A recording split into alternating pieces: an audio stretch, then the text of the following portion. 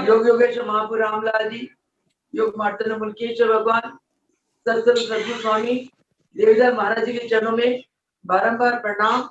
उन चरणों का बारंबार शुक्राना है कि जिन्होंने इतनी महान योग विद्या, जो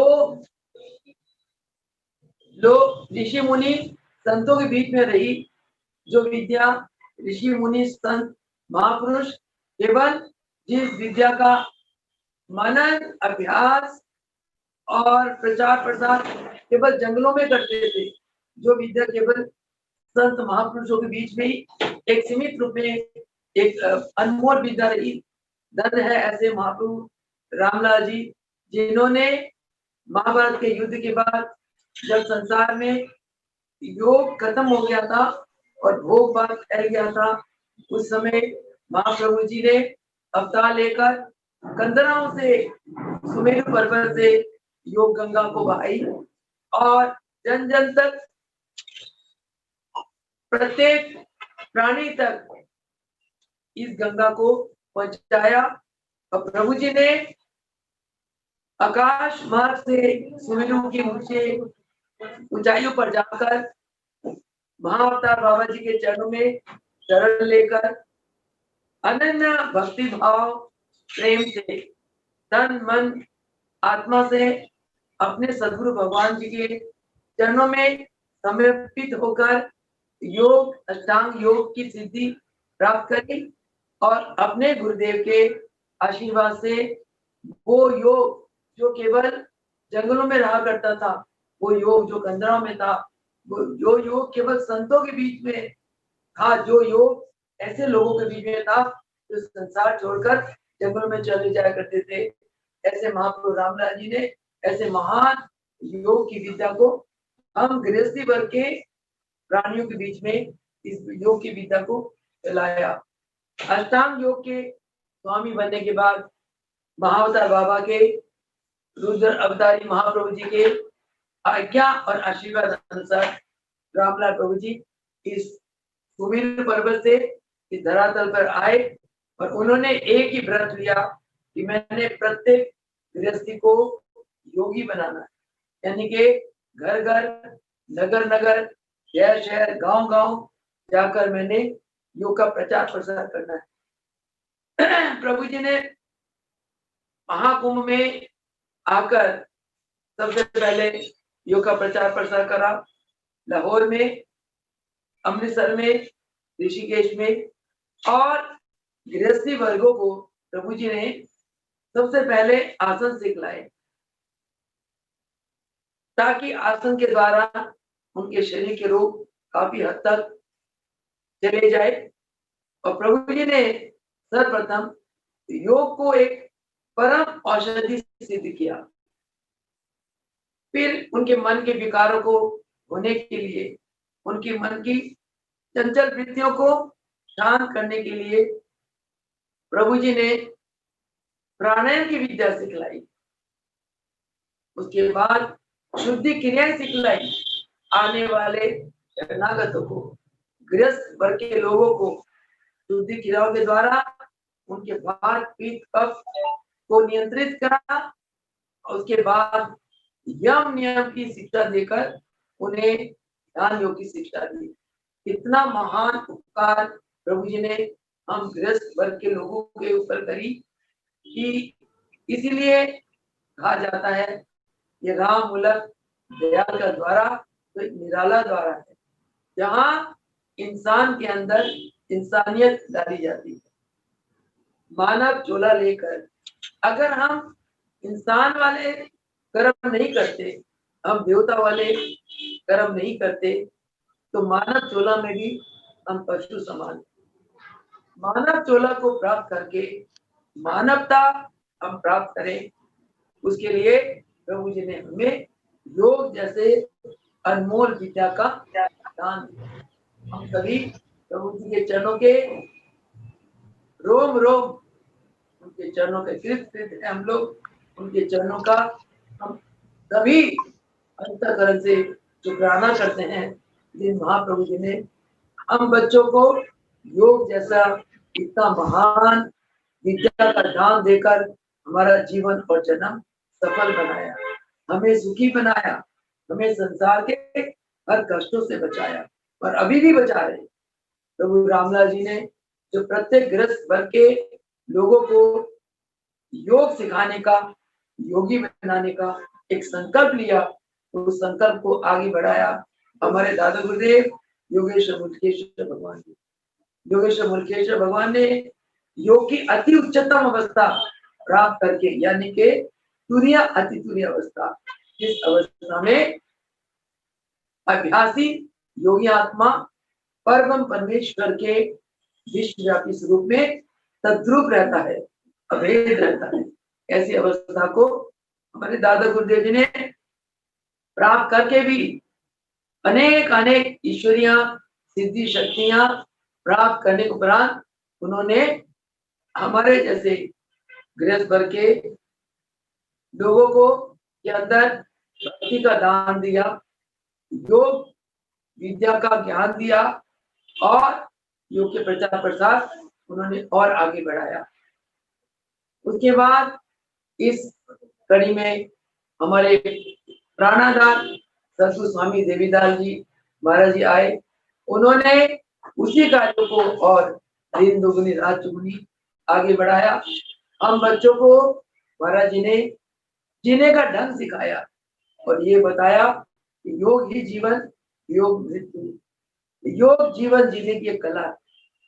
योग एक ऐसा विज्ञान है, ऐसा मार्ग है जिसके द्वारा मानव दिव्य जीवन को प्राप्त करता हुआ मोक्ष पद, परम पद, जो मनुष्य जीवन का चरम ध्येय है, उस पद को प्राप्त करने का वो अधिकारी बन जाता है। ऐसा हमारे गुरुदेव ने हम बच्चों को ऐसा ज्ञान दिया। हम इस सत्संग में यही ज्ञान की चर्चा करते हैं। गुरुदेव हमें वो कौन से अनमोल वचन किए गए, जिन वचनों को हम अपने अंदर उतार कर यदि अपने जीवन को चला ले तो हमारा जीवन दिव्य बन सकता है, हमारा जीवन सभी दुखों से, कष्टों से मुक्त रह सकता है, हो सकता है और हम एक आनंदित जीवन जी सकते हैं। ऐसे गुरु धन्य है जिन्होंने योग के साधन के द्वारा हम बच्चों के आत्मा को चमकाया, जिन्होंने हमारे जन्म जन्मांतरों के कर्म संस्कारों को अपने ऊपर लेकर हमें दुखों से, कष्टों से, संस्कारों से मुक्त किया। ऐसे गुरु धन्य है जो शिष्य को अपना स्वरूप दे देते हैं, जो शिष्य के द्वारा वही कार्य करवाते हैं जो वो स्वयं करते रहे। धन्य ऐसे गुरु। महाराज जी फरमाते थे कि देवी देवता भी अपना आप इतना पूजा कर लो, कुछ भी मांग लो, वो आपको सब दे देंगे, परंतु अपना पद कोई देवी देवता नहीं देता, अपनी गद्दी कोई नहीं देता, कोई देवी देवता अपने भगत को अपना स्वरूप नहीं बनाते। धन्य है ऐसे गुरु जो अपना पद अपने शिष्यों को दे देते, अपने समर्पित शिष्यों को अपना स्वरूप बना देते। वो हमने देखा योग योगेश्वर महाप्रभु रामलाल जी गुरु रूप आए, योग विज्ञान को प्राप्त करने के बाद योग की सिद्धि शक्तियों को प्राप्त कर, ईश्वरीय शक्तियों को प्राप्त कर, और उन्होंने मुल्केश्वर भगवान को अपना स्वरूप बना दिया, अपना पद दे दिया। वही काम मुल्केश्वर भगवान से करवाया जो उन्होंने स्वयं किया। इसी प्रकार हमारे गुरुदेव के आत्म समर्पण समर्पित भाव पर प्रसन्न होकर हमारे दादा गुरुदेव योगेश्वर मुल्केश्वर भगवान ने सतगुरु स्वामी देवीदास महाराज जी को अपना स्वरूप बना दिया। उन्होंने महाराज जी से वही कार्य करवाए जो वो स्वयं उन्होंने किया। मुझे याद है कि घंटूर में सन 1945 में जब अष्टकोटि राम नाम महोत्सव में योगेश्वर मुल्केश्वर भगवान को उन्होंने अध्यक्ष बनाया था और मुल्केश्वर भगवान के द्वारा ध्वजारोहण एक पावन समारोह संपन्न किया था, जहाँ 50,000 नर नारियों ने राम नाम की धुन लगाई थी और प्रभु जी ने मस्ती में आकर जिस महोत्सव में सभी को अपने अपने इष्ट के दर्शन कराए। ऐसे मुल्केश्वर भगवान ने देवीदास महाराज जी को अपनी सिद्धि शक्तियां दी और सन 1985 में सेम फंक्शन गुंटूर में वही अष्टकोटि राम नाम महोत्सव जो राम नाम क्षेत्र में मनाया जाता हर साल, हमारे गुरुदेव वहां आए और वहां वो अध्यक्ष बने। उसी प्रकार गुरुदेव भी वहां ध्वजारोहण का महोत्सव गुरुदेव के कर कमलों के द्वारा हुआ, वहां आरंभ हुआ। महाराज जी ने वहां आने वाले आगंतुकों को बहुत महान योग के ज्ञान दिए और उन्हें धन कर दिए। अनेक अनेक भक्तों को प्रभु रामलाल जी, प्रभु मुल्कराज जी भगवान के दर्शन कराए और कितने भक्तों ने हमारे गुरुदेव के अंदर अपने गुरुदेव यानी कि मुल्केश्वर भगवान जिनसे उन्होंने नामदान ले रखा था, जिनके मुल्केश्वर भगवान गुरु थे, देवीदास महाराज जी के स्वरूप में उन्होंने अपने गुरु मुल्केश्वर भगवान जी के दर्शन करके धन धन हो गए। कई भक्तों ने जब महाराज जी के दर्शन किए, उन्हें महाराज जी के रूप में तो मुल्कराज जी के दर्शन हुए और उसी क्षण उनको समाधि लग गई। ये सारा नजारा इस बालिका ने अपनी आंखों से देखा सन 1985 में, जब प्रभु जी अपनी कृपा करुणा शिवा से दक्षिण यात्रा में इस नादान बालिका को ले गए थे। यानी कि ऐसा दरबार, ऐसे गुरु संसार में बहुत पहले ना टेक्स्ट कम छोड़ी तूने। आइए, हमारे महाराज जी ने अपना महाराज जी का सारा जीवन आदर्श में रहा। जीवन के हर घड़ी हर पल महाराज जी बहुत व्यवहारिक ज्ञान हमें दिया करते थे। महाराज जी को कोई शान शौकत से मतलब नहीं था, चाहे 8 भगत हो, चाहे 5 भगत हो, चाहे सैकड़ों भगत हो। महाराज जी के श्री मुख से हर पल सत्संग के अनमोल हीरे मोती निकलते रहते थे। हर पल हर घड़ी महाराज के चरणों में जो भी भगत आता था, महाराज जी बातों बातों में अनेक अनेक ज्ञान की बातें उन्हें दे दिया करते थे।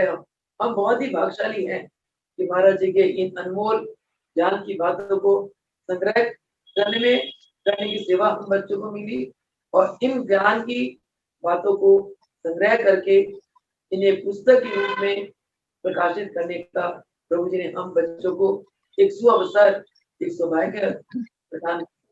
आइए, महाराज जी ने अपने चरण में आने वाले भक्तों को बहुत व्यवहारिक ज्ञान बताते थे और महाराज जी की एक वाक्य उनके अंदर ऐसा होता था कि जैसे गागर में सागर भर गया।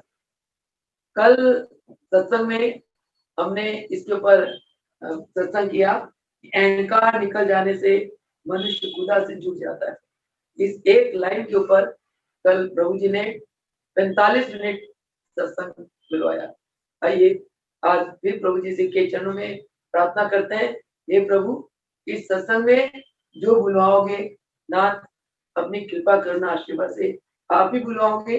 भक्तों को इन ज्ञान का एहसास आप ही कराओगे और भक्तों को आप ही प्रेरणा देंगे कि इन ज्ञान को भगत अपने जीवन में उतारकर आप जी की कृपा, करुणा, आशीर्वाद और प्रसन्नता का पात्र बने। प्रभु जी के चरणों में योगेश्वर महापुर रामलाल जी, योगेश्वर मुल्केश्वर भगवान, योगेश्वर देवीदास भगवान जी के चरणों में बारंबार प्रणाम करते हुए आइए आज का ये सत्संग आरंभ करें। आज व्यवहारिक ज्ञान में महाराज जी ने एक बहुत महत्वपूर्ण ज्ञान दिया। वो ज्ञान क्या है? इतना इष्ट हो जाए कि आपका इष्ट आपके सामने आ जाए। इतनी बड़ी बात है कि हमारे हृदय में अपने इष्ट के प्रति इतना इश्क हो जाए कि वो हमारे अंतर आत्मा के पुकार से हमारे सामने स्वयं आ जाए। ये एक ऐसी बात है वो जो केवल गुरु अपने शिष्य के अंदर ही ऐसी बात दे सकते हैं।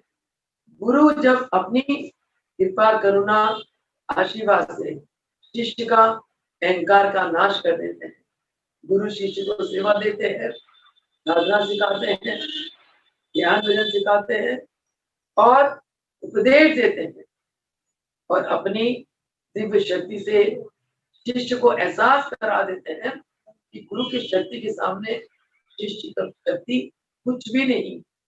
गुरु की शक्ति जैसे सैकड़ों सूरज के प्रकाश के समान और शिष्य की शक्ति जैसे जुगनू के रोशनी के समान। शिष्य को गुरु ही अपनी कृपा करुणा आशीर्वाद से इस बात का एहसास करा देते हैं कि शिष्य घट में या शिष्य के द्वारा जो भी कार्य होता है, शिष्य कोई भी कार्य करता है, केवल गुरु अपनी कृपा करुणा आशीर्वाद से शिष्य के द्वारा कराते। तो इस जब गुरु की शिष्य पे कृपा हो जाती है, गुरु जब शिष्य को अंदर से अपना लेते हैं तो शिष्य भी गुरु के प्रति समर्पित हो जाता है। और जब शिष्य गुरु के प्रति समर्पित हो जाता है और 24 घंटे गुरु के ही ध्यान में रहता है तो गुरु के प्रति शिष्य के हृदय में अगाध प्रेम जागता है और उस प्रेम के फलस्वरूप शिष्य हर पल केवल गुरु के ही ध्यान में रहता है और गुरु के ध्यान में रहकर गुरु के प्रति इतना प्रेम विभोर हो जाता है कि गुरु के दर्शन उसे होने लगते हैं। महाराज जी फरमाते थे, मैं पहले भी कई बार आपको प्रवचन में बता चुकी हूँ कि खुद को कर बुलंद इतना कि हर तकदीर से पहले खुदा खुद बंदा से पूछे कि तेरी रजा क्या है। अपने आप को इतनी ऊपर उठा लो कि भगवान तुम पर इतने प्रसन्न हो जाए और भगवान तुम्हारे सामने प्रकट हो जाए, प्रकट होकर ये पूछे कि बेटा बता तेरी इच्छा क्या है। इसके लिए हमें वही बात अपनी हस्ती को मिटाना होगा। अगर हम ऊंचाई चाहते हैं, अगर हम गुरु को प्रसन्न करना चाहते हैं तो हमें अपनी अहंकार को निकालना होगा। जो भी शिष्य अपने आप को ये सोचता है कि ये करता मैं हूँ, मैंने ऐसे करना है, मैं ऐसे कर लूंगा, ऐसे हो जाएगा, वो शिष्य तो भूला हुआ है। वो अविद्या के अंधकार में डूबा हुआ है।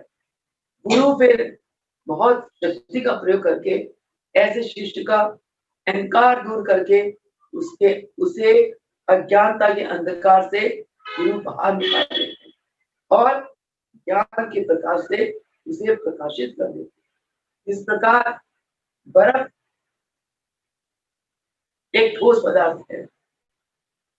हम बर्फ को जैसे चाहे वैसे नहीं मोड़ सकते, परंतु बर्फ के ऊपर अगर हम सूरज की रोशनी डाल दें वो बर्फ पिघल जाता है।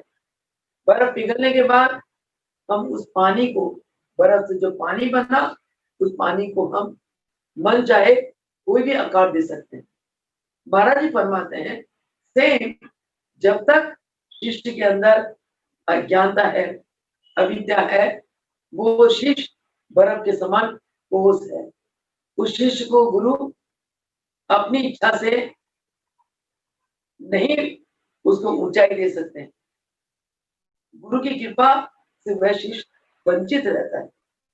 और जब गुरु सूरज रूपी ज्ञान डालते हैं उस शिष्य के ऊपर, बर्फ रूपी शिष्य के ऊपर, तो गुरु के सूरज रूपी ज्ञान से वो शिष्य का बर्फ रूपी मन पिघल जाता है और पिघल कर वो मैं की जगह केवल तू ही तू करने लगता है और उसके अंदर आत्मा से हर पल यही आवाज निकलती है, हे प्रभु तू ही तू, सतगुरु शरणम अवहरणम। भवसागर से पार होने के लिए मुझे, हे प्रभु, हे सतगुरु भगवान, तेरे शरण में रहना है। तेरा शरण ही मुझे भवसागर से पार कराने वाला है। इस प्रकार के वो इतना नम्र हो जाता है। ये विनम्रता के कारण उसके अंदर ज्ञान का उदय होता है, ज्ञान की ग्रंथियां जाग जाती है। जो शिष्य विनम्र होता है, गुरु के चरणों में हाथ जोड़ के खड़ा रहता है, अंतर आत्मा से जो गुरु आज्ञा दे, सत वचन एक ही बात, प्रभु जो आपकी आज्ञा सत वचन और गुरु के आज्ञा में जो शिष्य उतर जाता है पूर्ण रूप से, तो वो गुरु की प्रसन्नता का प्राप्त बन जाता है। और महाराज जी अपने प्रवचन में फरमाते हैं, जिसने गुरु को प्रसन्न कर लिया उसने सारा जहान को प्रसन्न कर लिया, और जो गुरु से मुंह मोड़ गया सारा जहान उससे मुंह मोड़ गया। अब जो गुरु के चरणों में सजदा करता है, गुरु के चरणों में प्रणाम करता है, नतमस्तक होता है, महाराज जी फरमाते हैं कि देवी देवता भी उसके साथ भी आरज करने लगते हैं, देवी देवता भी उसके ऊपर कृपा बरसाते हैं। कहते हैं सहजो हरि रूठे गुरु की शरणी जाए। सहजो भाई का एक दोहा आता है, हरि के रूठते गुरु की शरणी जाए, गुरु के रूठते हरि नाही होत सहाय। हरि के रूठते गुरु की शरणी जाए।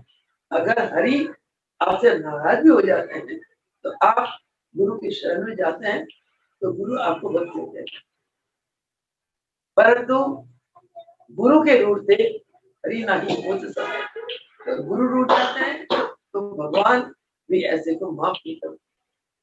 अब आप सभी को पता है, महाराज जी हमेशा फरमाते थे कि महर्षि काकभूषण जी की कथा पहले मैं सत्संग में कई बार बता चुकी हूँ। काकभूषण जी एक प्रभु जी का अपने गुरु का अनन्य भक्त था, परंतु वो एक दिन गलती से ध्यान में बैठा था, गुरुदेव आए, गलती से वो केवल खड़ा नहीं हुआ, भगवान शंकर रुष्ट हो गए, उसी समय अभिशाप दिया, तौबा बना दिया। तौबा योनि पाकर शिशु बड़ा तड़पता है, गुरु के चरण पड़ता है, चरणों में लिपट जाता है, आंसू बहाता है, गुरुदेव जाने अनजाने मेरे से गलती हो गई, मुझे माफ करो। और गुरुदेव का दिल पिघल जाता है। गुरु दया के सागर होते हैं, गुरु बख्शनहार होता है, गुरु शिष्य की कमियों को कभी नहीं देखते, गुरु शिष्य की कमियों को खत्म करते जाते हैं और शिष्य के अंदर गुण बढ़ाते चले जाते हैं। इसीलिए कहा गया कि पिता से माता 100 गुना करे सूत से प्यार, पिता से माता 100 गुना करे सूत से प्यार, माता से हरि 100 गुना, हरि से गुरु 100 बार। आप देखो कि हरि ने हमें जन्म दिया और गुरु हरि से भी 100 बार हमसे प्रेम करते। हरि ने हमें कर्म करने के लिए खुला छोड़ दिया, परंतु गुरु हमारे कर्मों को काटते हैं। हरि हमें बार बार 84 के चक्कर में डाल देते हैं हमारे कर्मों के अनुसार, परंतु गुरु हमें मोक्ष का दान दे रहे हैं। गुरु कर्म बंधन से उड़ाकर हमें मोक्षी बना देते हैं। इतना महान उपकार है। भगवान हमें स्वयं प्रकट होकर ज्ञान नहीं देते, भगवान की आवाज हमें सुनने भी नहीं देती, न दर्शन देते हैं। गुरु हमें दर्शन देते हैं, गुरु स्वयं मनुष्य तन में आकर हमें ज्ञान देते हैं। गुरु की कितनी महान दया है शिष्य के ऊपर। तो भगवान शंकर को प्रसन्न करने के लिए गुरु ने दो गाय प्रार्थना करी, नमामि शमीशाना निर्मल रूपम विभुम व्यापम कम ब्रह्म वेद स्वरूपम अजम निर्गुणम निर्विकल्पम निरीहम निराकाश महाकाश भाषम बने निराकार ओंकार मूलम तुरीयम निरा ज्ञान गोति तमीशम विमीशम करालम महाकालम कालम कृपालम गुनागार संसार सारम तुषाराद्रि संकाश गौरव कबीरम मनोघूट कोटि प्रकाशी शरीरम सुरन मल्लोलिनी कल्लोलिनी चारुगंगा रसद भाल भाले दुकंते भुजंगा चलत कुंडलम भ्रूत नेत्रम चालम प्रसन्नानाम नीलम कंठम ध्यानम मृगाधीश चर्मांबरम मुंडमालम प्रेम शंकरम सर्वनाथम प्रचंडम प्रतिष्ठम प्रगल्भम पदेशम अखंडम अजम भानु कोटि प्रकाश तराशूला निर्मूलनम चुन पानी भजे हम भवानी पति भव्य गणम कलातीत कल्याण कल्पांतकारी सदानंद संजाना संदा दाता पुरारी चिदानंद सुंदर मोहापहारी प्रसिद्ध प्रसिद्ध प्रभु मंत्र न यावाद उमनाद पादरविंदम भजन्ति लोके परिवार नारायण न तावत सुखम शांति संतापनाशम प्रसिद्ध प्रभु सर्वभूताधिवासम न जानामि योगम जपम नेव पूजम न जानामि योगम जपम नेव पूजम न तो हम सदा सर्वदा शंभुभ्य जराधर्म दुखो दात पैमानम प्रभु पाहि आपन नामी नमामि शंभु प्रभु पाहि आपन नमामि शंभु। इस प्रकार गुरुदेव ने भगवान शंकर की स्तुति की। इतने करुण कंठ से गुरु ने एक शिष्य की कल्याण के लिए, शिष्य के उद्धार के लिए स्तुति गाई। ये स्तुति जो महाराज जी इस बच्चे के मुंह से सुना करते थे, जहाँ बड़े बड़े यज्ञ का आरंभ होता था, निःशुल्क योग शिविर का या शिविर का क्लोजिंग फंक्शन होता था, महाराज जी हमेशा बड़े स्नेह से इस बच्चे को आज्ञा देते थे, चल मुनि शिव स्तुति गा। तो एक दिन मैंने महाराज से पूछा, महाराज जी ये शिव स्तुति आप क्या आज्ञा देते हैं और ये बच्ची एकदम बोल पड़ती है, इसका महत्वता तो बताएं। तब महाराज ने ये बात बताई कि गुरु की कृपा के ऊपर। तो गुरुदेव ने जब ये स्तुति गाई, भगवान शंकर प्रकट हो गए और प्रकट होकर उन्होंने गुरुदेव का आगे खड़े हो गए। हाँ महाराज आज्ञा करें, आपने कैसे मुझे इतना प्रसन्न कर दिया, मेरी क्या आज्ञा है। भगवान गुरुदेव से पूछते हैं, गुरुदेव कहते हैं, हे प्रभु देवों के देव महादेव, आप तो दया के सागर हैं, आप क्षमा के सागर हैं, आप बख्शनहार, देवों के देव महादेव हैं। जाने अनजाने मेरे शिष्य से गलती हो गई, आप इसे क्षमा करें। उसी समय भगवान शंकर ने तथास्तु कहा, उनके हाथ से किरणें पड़ी काकभूषणी कौवे के रूप में शिष्य के ऊपर, और वो काकभूषणी ऋषि बन गए और अजन्मा हो गए। वो अजन्मा है, आज भी उनका न जन्म है न मरण है। सुमेरु के ऊंचे कंदराओं में काकभूषणी 24 घंटे समाधिस्थ है अपने गुरु के ध्यान में। एक बार गुरु वशिष्ठ आकाश मार्ग से काकभूषणी ऋषि के पास पहुंचे, ये जानने के लिए कि काकभूषणी ऋषि अजन्मा कैसे हुए। ऋषि ने जब वशिष्ठ जी उनके पास गए, उन्होंने कहा, कहो ब्रह्म ऋषि आज आपके दर्शन कैसे हुए। उन्होंने हाथ जोड़कर प्रार्थना करी, हे मुनिवर, मैं एक प्रश्न लेके आपके पास आया, आप मुझे बताने की कृपा करें कि भगवान जिसको मनुष्य तन दे देता है, वो तन एक बार मरता है, और यानी कि मनुष्य तन में कोई भी अजन्मा नहीं है। जिसने जन्म ले लिया मनुष्य तन में, उसका मृत्यु अवश्य है। मुनिवर आप बताएं कि आप अजन्मा कैसे हुए। तब महर्षि काकभूषण जी ने कहा, हे ब्रह्म ऋषि, गुरुदेव ने जब मुझे मंत्र दिया, दीक्षा दी, उस समय गुरुदेव जी ने मुझे एक तो ये बताया कि बेटा 24 घंटे अपने श्वास प्रश्वास में ध्यान रखना और प्राण अपान का मिलान रखना, हर पल प्राण अपान को का मिलान करते रहो। तो प्राण अपान का मिलान की युक्ति मेरे गुरुदेव ने बताई। उन्होंने यही बताया, बच्चे 24 घंटे तुमने इस प्राण अपान का मिलान रखना और श्वास प्रश्वास में ध्यान करने लगे। हे ब्रह्म ऋषि, अपने गुरु की आज्ञा का पालन करके तब से लेके आज तक मैं प्राण अपान को मिलान कराता हूँ, इसीलिए मैं अजन्मा हूँ। मेरा न कोई जन्म है न कोई मृत्यु। तो देखिए गुरु की समर्पित शिष्य को गुरु कहाँ पहुंचा दिया। तो ये समर्पण जो है, ये समर्पण अत्यंत आवश्यक है। और जब समर्पण हो जाता है गुरु के चरणों में, तब गुरु के प्रति अथाह प्रेम जागता है। और हमारे महाराज जी तो जय प्रेम के सागर।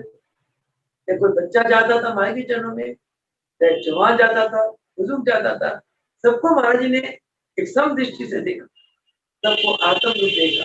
और प्रवचन में महाराज जी ये फरमाते थे, महाप्रभु रामलाल जी, योगेश्वर मुल्केश्वर, भगवान की सर्व प्रिय आत्माओं, हम जितनी आत्मा है प्रभु जी के, सबको महाराज जी ने कि प्रभु जी की सर्वप्रिय आत्मा कही।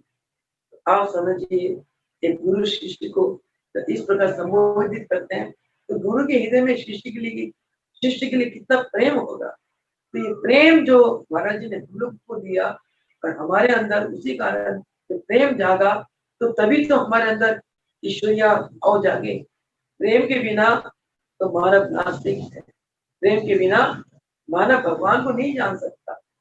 केवल ढाई अक्षर का ये प्रेम है जिसके कारण जीव परमात्मा को अपने अंदर अपने घर में अनुभूत करता है, परमात्मा का साक्षात्कार करता है। ये प्रेम ही एक ऐसा है। भगवान कहते हैं कि मेरा भक्त मुझको सिर्फ प्रेम के कारण, प्रेम भाव से ही वश में कर सकता, नहीं तो मैं और किसी बात से किसी के वश में नहीं आता हूँ। मुझे बात बढ़िया से कोई जीत नहीं सकता, संसारिक पदार्थों से मुझे कोई जीत नहीं सकता, अपने बाहुबल से मुझे कोई जीत नहीं सकता। मुझे केवल वही भगत जीत सकता जो मेरे प्रेम का दीवाना। तभी मीरा हमेशा कहती थी, तेरी मैं तो प्रेम दीवानी, मेरा दर्द न जाने, दर्द के मारी बने बन डोलू, वैद मिलियो न कोई, मीरा के प्रभु गिरिधर नागर, वैद समरिया हुए।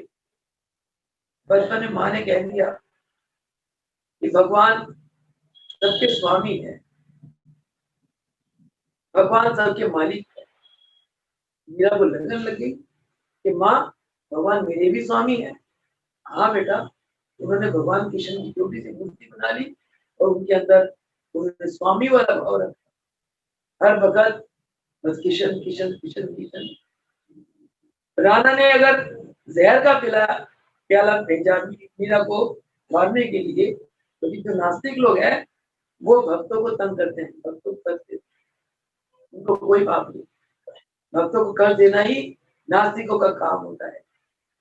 वो जब राणा मीरा को मारने के लिए जहर का प्याला भेजता है, मीरा कहती है आज भगवान ने मुझे भी मेरे लिए अमृत भेजा। वो विष अमृत हो जाता है एक भाव से। जब काला नाग भेजते हैं कि नाग डर जाए मीरा को, मीरा मर जाए, और वो देखती है शालिग्राम भगवान किशन आज सांप के लिबास में मेरे पास आए, शालिग्राम बनकर उसको दर्शन देने के लिए आए। वो वाकई वो काला नाग शालिग्राम बन गया। तभी एक कवि ने कहा, भाव का भूखा हूं मैं, भगवान के लिए कहा। भगवान कहते हैं, एक कवि ने लिखा, भगवान कहते हैं भाव का भूखा हूं मैं, भाव ही एक सार है, भाव से मुझको भजे तो उसका बेड़ा पार।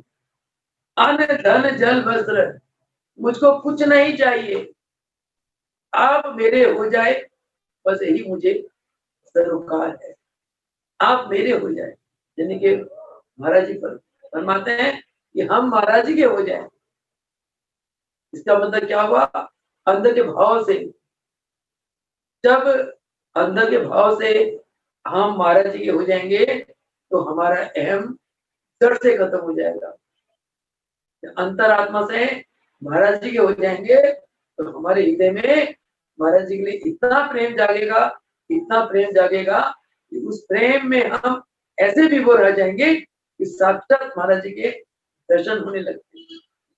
तभी महाराज जी प्रवचन में कहा करते थे, प्रेम गली अति सांकड़ी, जामे तो ना समय, जहाँ मैं था वहां तू नहीं, जहाँ तू है अब मैं नहीं।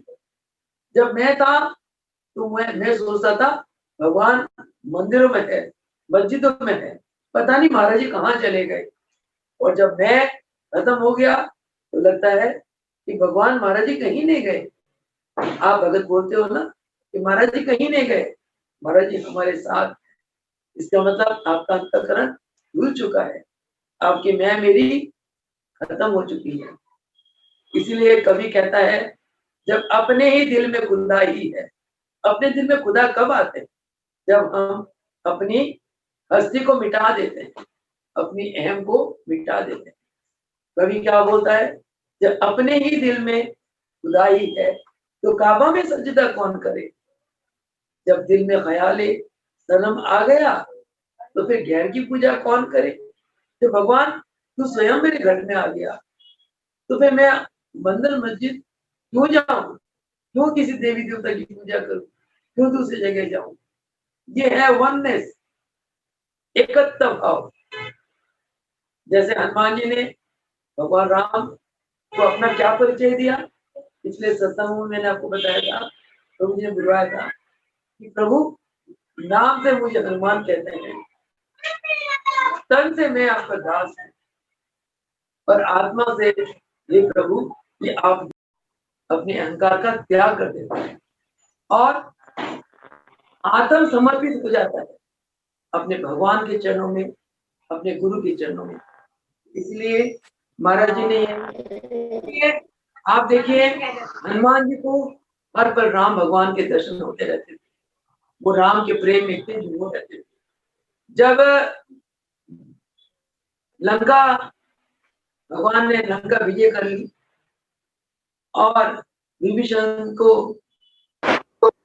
लाल तिलक कराया में और में सबको बहुत कुछ दिया। माता सीता प्रसन्नता में आकर अपने गले का 9 लखे का हार हनुमान जी के गले में डाल दिया कि हनुमान जी ने मन वचन कर्म से, अंतरात्मा से, अंतर हृदय से बहुत ज्यादा सेवा करी, समर्पण भाव से। माता सीता प्रसन्न होकर हनुमान जी को अनमोल हार भेंट करती है और हनुमान जी उस हार के एक एक पत्थर को दांत से तोड़ रहे हैं। सबने कहा ये तुम क्या कर रहे हो। कहते मैं ये देख रहा हूं कि इसके अंदर राम है कि नहीं है। मुझे तो बाहर की ये शोहरत नहीं चाहिए, मुझे धन दौलत कुछ नहीं चाहिए, मुझे तो केवल मेरे राम और मेरी मां सीता चाहिए। भगवान ने कहा हनुमान भाग, मैं तो तुम्हारे घर में हूं, तुम देखो। तो हनुमान जी ने चाटी चीर दी और भगवान राम और सीता महाशक्ति उनके घर में, उनके हृदय में विराजमान। इसको कहते हैं इश्क, इसको कहते हैं प्रेम। तभी महाराज ने ये बात कही, इतना इश्क हो जाए कि आपका इश्क आपके सामने आ जाए। तो इतने में ही आज का ये प्रवचन, आज का सत्संग समाप्त करेंगे। इसके बाद कल और जो महाराज जी बुलवाएंगे अपनी कृपा करना आशीर्वाद से, उसके ऊपर सत्संग होगा और कर्तव्य करने कराने वाले भगवान स्वयं है। प्रभु जी आप भक्तों को जो कुछ देना चाहते हैं सत्संग में वही बुलवाते हैं। तभी कहा गया 3 लोग कबीरा, 3 लोग नवखंड में, सदगुरु से बड़ा ना कोई, करता करे ना कर सके, प्यारे सदगुरु करे सो।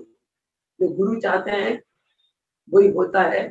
एक कवि ने भी कहा होता वही जो तू चाहता है, जो तू देना चाहता है, जो तू चाहता है ये हो जाए वही होता है। तो इसीलिए भगवान अपनी कृपा करना आशीर्वाद से शिष्य के द्वारा जो ज्ञान दिलवाते हैं वही ज्ञान दिलवाते हैं जो शिष्य चाहते हैं, जिस ज्ञान की उनको प्यास होती है।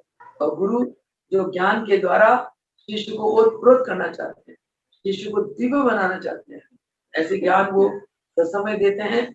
और कल जो भी गुरु अपनी कृपा करना आशीर्वाद से ज्ञान देंगे हम उस ज्ञान को अंतरात्मा से उसको, उस ज्ञान को अनुभूत करने की, उस ज्ञान को समझने की, अपने जीवन में उतारने की प्रयास करेंगे। और आज योग योगेश्वर महापुर रामलाल जी, योगेश्वर मुंडेश्वर भगवान, योगेश्वर देवीदास महाराज जी के चरणों में बारंबार प्रणाम करते हुए, उनके चरणों का शुक्राना करते हुए, उनके चरणों में यही प्रार्थना करते हैं, हे भगवान, हे प्रभु, आज सत्संग में आपने जो ज्ञान हम बच्चों को दिया, वो ज्ञान तुम अपने जीवन में उतार लें। जीवन के हर पग में, हर पग को उस ज्ञान के अनुसार चलाएं।